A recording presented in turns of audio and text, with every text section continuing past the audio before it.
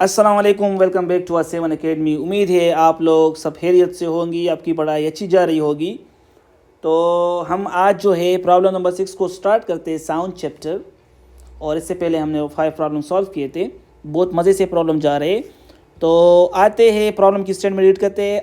Army man wearing binoculars. Binoculars कहते हैं दूरबीन। एक आर्मी मैन है, वो दूरबीन से किसी एनिमी टैंक को देख रहा है, जिसमें उसने कहा है कि हमारे पास जो टाइम है वो 5 सेकंड लेता है। तो मैं यहाँ पे आता हूँ, गिवन डेटा लिखता हूँ, गिवन डेटा, और जो टाइम हमें दिया है वो कितना है 5 second.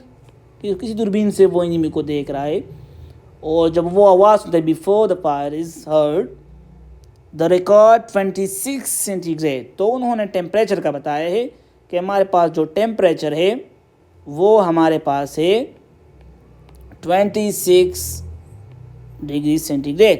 And his personal thermometer, उसके साथ थर्मोमीटर भी है, वो रिकॉर्ड कर रहा है टेम्परेचर को भी। तो कहता है कि what is the distance of the tank from him. Let suppose वो यहाँ से कोई दूरबीन है, जो चीज़ भी है उधर से वो देख रहा है, और इस दूरबीन से उसकी जो है ना वो यहाँ से चेक कर रहा है, और यहाँ पे कोई टैंक आ रहा है, एनिमी की टैंक है, वो इसको देख रहा है, तो उधर से आ रहा है। तो वो कहता है कि इस दूरबीन और इसके दरमियान डिस्टेंस क्या होगी, इसके दरमियान डिस्टेंस क्या होगी अगर यहाँ पे उसने जो टेम्परेचर रिकॉर्ड किया है वो टेम्परेचर है 26 सेंटीग्रेड, और उसने जो एनिमी की आवाज़ सुनी तो उसमें जो टाइम लगता है वो 5 सेकंड लगता है। अच्छा, तो हम आते हैं रिक्वायर्ड डेटा में। वो हमसे डिस्टेंस मांग रहा है। डिस्टेंस डी भी आप लिख सकते हो, आप एस भी लिख सकते हो, लेकिन साथ में लिख दे ताकि एग्जामिनर को पता चल जाए कि ये डी और एस क्या रिप्रेजेंट करते। तो आप लिखिए डिस्टेंस, डी और एस इज़ माय डिस्टेंस। ठीक है, आते हैं सोल्यूशन की तरफ। तो आपको स्ट्रेट फॉरवर्ड फार्मूला याद होगा कि distance is equal to velocity multiply time.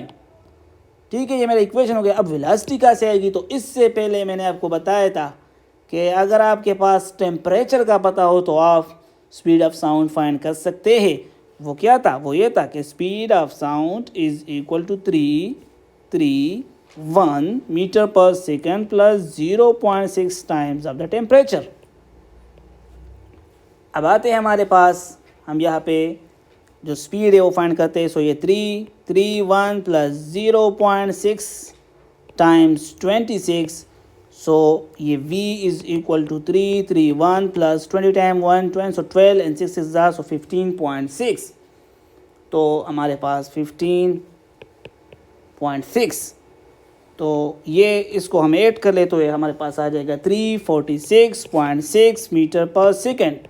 अब तो वेलोसिटी है हमने निकाल ली। अब इजी है, वेलोसिटी को टाइम से मल्टीप्लाई कर दो। So velocity is 346.6। इसी क्वेश्चन में मैं वैल्यू पुट कर रहा हूँ, multiply t which is equal to 5 second.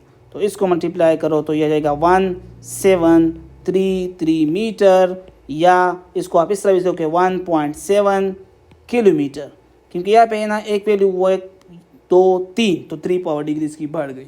ठीक है, अगर आपको इन चीज़ों का पता नहीं है, सिग्निफिकेंट फिगर का पता नहीं है, तो नो इशू, आप सिंपल आंसर लिख दे 1733 मीटर। बस एग्जामिनर आपको ये नहीं देखता कि इसने किलोमीटर प्रीफिक्स को चेंज किया नहीं चेंज किया, बस वो आपकी सिंपल डेटा को चेक करता है कि इसने डेटा किस तरह ली है और प्रॉब्लम को किस तरह सॉल्व की है। तो हमारे पास वो जो आर्मी वाला है जो भी है, उसके साथ जो टैंक है उसका डिस्टेंस है 1733 मीटर, उसका डिस्टेंस है। क्लियर हो गया बच्चों? आते हैं नेक्स्ट प्रॉब्लम की तरफ। उस नेक्स्ट प्रॉब्लम में हमें कहता है, मज़े की प्रॉब्लम अभी आ गई। कहते हैं calculate the wavelength of sound at the extremes of the Audible range 20 hertz and 20,000 hertz at a normal room temperature. तो हमने वेवलेंथ फाइंड करना है। तो गिवन डेटा में आ गए हम, और हमारे पास फ्रीक्वेंसी 1 20 हर्ट्ज से, और फ्रीक्वेंसी 2 20,000 या 20 किलो हर्ट्ज भी आप कह सकते हो, और हमारे पास अगेन टेम्परेचर दिया है 20 सेंटीग्रेड। तो इससे तो आपको मालूम होगा कि टेम्परेचर किस लिए दी है, वही बात स्पीड फाइंड करने के लिए ना, क्योंकि अगर हमारे पास टेम्परेचर है तो हम स्पीड ऑफ साउंड फाइंड कर सकते हैं। इससे पहले प्रॉब्लम नहीं हमने बताया। तो रिक्वायर्ड डेटा में बच्चों वो क्या मांग रहा है, the extremes of the Audible range, wavelength find करनी है, लेकिन कौन सी वेवलेंथ, लो वाली और बड़ी वाली। लेट्स सपोज यहाँ पे हम कहते हैं कि ये वेवलेंथ की बहुत बड़ी रेंजेस है, तो इसमें जो सबसे कम है वो कितना है उसको मैं नाम दे रहा हूँ और इसको मैं नाम दे रहा हूँ। तो मैं इसको कहता हूँ कि λ1 एक रेंज है, λ2 दूसरी रेंज हमने फाइंड करनी है। ठीक है बच्चों, यहाँ पे एक ज़बरदस्त बात मैं बताऊँ कि जिस चीज़ का फ्रीक्वेंसी ज़्यादा होता है उसका वेवलेंथ कम होगा। तो इस बात से अगर F1 पे हमारे पास फ्रीक्वेंसी कितना है 20 हर्ट्ज़ है, तो इसका मतलब ये कि λ1 वेवलेंथ जो होगी, वेवलेंथ वो बड़ी होगी। और यहाँ पे मेरे पास फ्रीक्वेंसी 2 बड़ी है, 20,000 हर्ट्ज़ है, तो उसका वेवलेंथ क्या होगा, छोटी होगी क्योंकि उसका फ्रीक्वेंसी बढ़ गई है। ठीक है ना। तो आते हैं अब हम फाइंड करते हैं वेवलेंथ को। ठीक है, तो हमारे पास इक्वेशन आप लोगों ने पढ़ा होगा कि v is equal to f lambda, lambda is equal to v by f। ठीक है, यहाँ पे इसको मैं थोड़ा सा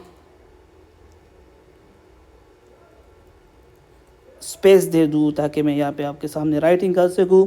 ठीक है, तो यहाँ पे स्पीड क्या है, अभी स्पीड नहीं गया है लेकिन टेम्परेचर तो गया है। तो स्पीड हम फाइंड करते हैं v इज़ इक्वल टू,